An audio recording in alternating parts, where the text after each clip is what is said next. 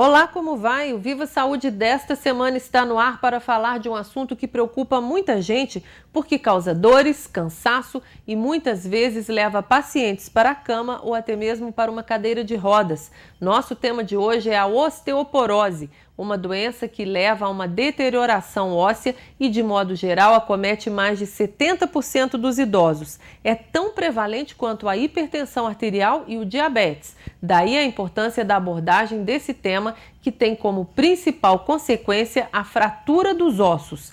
Para falar sobre este tema, está conosco novamente a médica reumatologista e professora do Departamento de Medicina e Enfermagem da Universidade Federal de Viçosa, Cristiane Junqueira de Carvalho. Doutora Cristiane, bem-vinda novamente ao nosso programa. Nós vamos começar, assim como no outro programa a gente tratou desse tema, explicando para quem nos assiste agora. O que faz um reumatologista?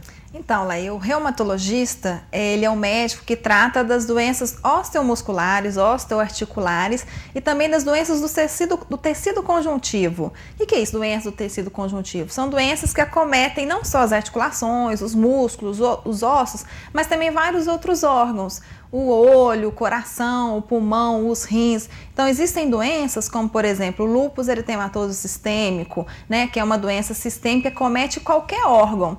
Né? As mais frequentes manifestações são as manifestações articulares, né? Mas acontecem alterações da pele, que é onde tem tecido conjuntivo, pode levar a insuficiência renal, pode levar a problemas pulmonares. Então, é uma gama grande de doenças que levam a alterações desses vários órgãos. Qual que é a diferença assim, mais fundamental entre o reumatologista e o ortopedista? O reumatologista, ele é o clínico do sistema osteoarticular, osteomuscular. Então, a gente não faz cirurgia, não faz procedimentos mais invasivos. Então, a gente tem um tratamento mais conservador, né? Agora, o ortopedista, ele já é mais o cirurgião, o clínico cirurgião daquela área. Então, o ortopedista, ele não mexe com as outras áreas, né? Com as outras doenças do tecido conjuntivo, mas com a parte osteoarticular e muscular. Mas ele é mais um clínico cirurgião. Então, esses procedimentos cirúrgicos, né, procedimentos mais invasivos, é o ortopedista quem faz. Quais são as doenças mais comuns que chegam ao consultório de um reumatologista? Então, a grande maioria dos pacientes que nos procura devido a, por exemplo, uma osteoartrose, né, que é o desgaste da articulação, é uma doença bastante frequente, pacientes com dores na coluna, lombalgia, cervicalgia, e a osteoporose, que é o tema de hoje, também bastante frequente no nosso consultório. Mas essas doenças do envelhecimento, essas dores, né, dores difusas também são as mais frequentes no nosso consultório. Essas outras doenças do tecido conjuntivo são mais raras, né, de difícil diagnóstico, mas o restante é bastante frequente, artrose, osteoporose, lombalgia. Esses casos mais complicados, como você disse, de olho, de pele, aí a pessoa tem que ir a um clínico geral e ele faz esse encaminhamento, né? Inicialmente ele pode ser visto, avaliado por um clínico geral, né? E assim que o clínico, através de exames de sangue ou através da própria conversa, do exame físico, ele detecta alguma coisa mais específica, uma doença um pouco mais rara, mais difícil dele conduzir, ele encaminha para o reumatologista. A fibromialgia, que é um problema que tem sido muito recorrente também, é um assunto para reumatologista? É uma doença reumática, né? Não há alterações nos exames de sangue, a gente não consegue detectar nenhuma alteração em exames laboratoriais ou de imagem. É um quadro que leva a uma dor muscular, uma dor difusa pelo corpo, né? Muitas vezes associada a cefaleias, que são dores de cabeça, associada a distúrbios de humor, distúrbios de ansiedade. Então, é uma doença bastante frequente hoje em dia, né? Difícil diagnóstico, algumas vezes muito diagnosticado, outras vezes pouco diagnosticado. Então, o reumatologista também é o clínico que deve ser aquele clínico que conduz essa abordagem da fibromialgia. Quando alguém desconfiar, é o melhor médico para avaliar. E desconfia como? A fibromialgia é uma dor generalizada no corpo inteiro? É uma dor generalizada. Você não sabe nem onde está doendo. É uma dor contínua, né, por mais de 3 meses, uma dor difusa. Dores, por exemplo, que a gente não sentiria ao simples toque, né? A gente não vai sentir, a pessoa que não tem fibromialgia, a gente toca, aperta alguns lugares, não tem dor, né? Agora o paciente com fibromialgia sente uma dor exacerbada. Então tem uma hipersensibilidade à dor, né? Existem alterações neuromusculares, de neurotransmissores, que levam a pessoa a sentir mais dor do que o normal. É mais comum em mulheres que em homens? Mais comum em mulheres, a grande maioria é mulher. Uhum. Mas pode acometer crianças, homens também podem ser tratamento? acometidos. Tem tratamento. Uhum. E é um assunto para reumatologista? É um assunto para reumatologista. Lúpus também? Lúpus também. Lúpus é uma doença que causa tanto assim, medo quanto câncer, né? Então não Exato. tem muito medo disso. É porque, na verdade, é uma doença pouco divulgada, assim. Às vezes que ela é divulgada, não tem um esclarecimento muito com relação a ela. Então, gera muito medo nas pessoas, o que pode causar. Pessoas jovens podem falecer de lúpus, né? O que é o lúpus? O lúpus é uma doença reumática, né? Pode acometer qualquer órgão, então é uma inflamação dos órgãos. Então, acomete principalmente mulheres em idade jovem, idade fértil, né? São mulheres jovens, que ele começa a ter alterações no organismo, é como se o seu organismo produzisse substâncias que destruíssem o próprio organismo. Então, o nosso organismo produz citocinas, anticorpos contra nós mesmos. Então, começa a inflamar o rim, começa a inflamar o pulmão, a pele, as articulações, né? E se não diagnosticada precocemente e tratada adequadamente, ela pode levar até mesmo ao óbito. Dói?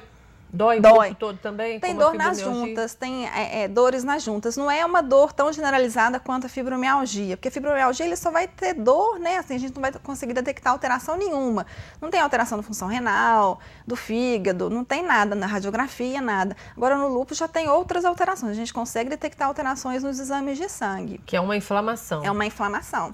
Olha, eu já estou começando a achar com pouco tempo de programa que mulher adoece mais que homem. Porque toda semana alguém vem aqui e fala, porque acomete mais mulher. Mas a mulher procura mais também, se trata verdade, melhor. Se cuida mais. Bom, vamos para o nosso tema do programa de hoje, que é a osteoporose. O que é osteoporose? Então, Leia, a osteoporose é uma doença que leva a uma deterioração do osso, né? A uma fragilidade óssea. Então, esse osso ele fica mais propenso a fraturas. Uma simples queda pode levar a uma fratura desse osso. Então, o osso, a microarquitetura do osso fica defeituosa, fica frágil. E quem que pode ter essa doença? É um problema de idosos? É mais frequente em idosos, porque essa doença... E mulheres ou não? Mulheres também, principalmente na pós-menopausa, né? Com a queda dos estrógenos, né? Dos hormônios femininos, então a mulher fica mais propensa a ter a osteoporose. Mas os idosos também, os homens acima de 70 anos também podem ter osteoporose. Assim como crianças também, jovens, né? Dependendo, eles estão tomando algum medicamento, corticoide, que é um medicamento bastante usado para algumas doenças, pode levar a uma osteoporose precoce, determinadas doenças também pode levar. O que causa isso? Que tipo de vida a pessoa tem que pode ter uma predisposição maior para ter osteoporose? Então, a osteoporose é o seguinte, durante a nossa vida toda, durante o início, principalmente da nossa vida, a infância, a adolescência e a juventude, a gente vai formando o osso. Forma-se o osso, há uma deterioração óssea, mas a formação é preponderante. Depois da menopausa nas mulheres, depois de determinada idade nos homens, essa deterioração ela prevalece sobre a formação. Então é um processo normal, nós formamos osso para mais tarde a gente perder esse osso. Então, aquela pessoa que tem uma alimentação com bastante leite, derivados do leite, que faz atividade física, então ela forma mais osso durante sua vida. Então, a chance dela ter osteoporose é menor, pode ser que ela tenha uma fase mais avançada. Então, aquela pessoa que não tem o osso bem formado vai ter uma osteoporose mais precocemente. Então, é uma doença que pode ser evitada desde a infância? Pode ser evitada desde a infância. Com alimentação? Com alimentação e atividade física. Então, ela é essa deterioração. É normal a gente ter essa deterioração óssea, mas umas pessoas vão ter mais do que as outras, ou porque não formaram muito osso, né? Ou porque... Aí é uma predisposição genética. Pode ter uma predisposição genética ou mesmo de estilo de vida. Por exemplo, o paciente que fuma, o paciente que bebe, né? Então, ele vai perder osso mais rapidamente. E deteriora o osso mais rapidamente. O paciente que toma determinado remédio, que tem determinada doença, todos nós teremos, mas outras pessoas, por estilo de vida, por hereditariedade, vão ter mais precocemente. É uma doença que acomete principalmente depois dos 40, dos 50?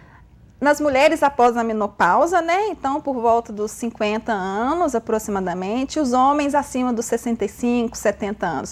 Mas mesmo nas mulheres após a menopausa, não é todo mundo que a gente precisa ficar investigando a osteoporose, que ela realmente é mais frequente após os 60, 65 anos. Quais são os sintomas? O que me leva a procurar um reumatologista porque eu acho que eu estou com osteoporose? Na verdade, a osteoporose por si só não tem muito sintoma, ela não causa dor. O que realmente dá sintoma é depois que fratura. Então, o perigo todo é esse, que a osteoporose é uma doença silenciosa. Ela não causa dor, não causa alteração nenhuma. Exceto em alguns casos, quando uma paciente é mais velhinha, mais idosa, ela começa a reduzir de tamanho, ela começa a ficar mais encurvadinha, que a gente chama cifose, aquela giba. Então, você já olha para ela, você desconfia que ela tem osteoporose na coluna, por exemplo.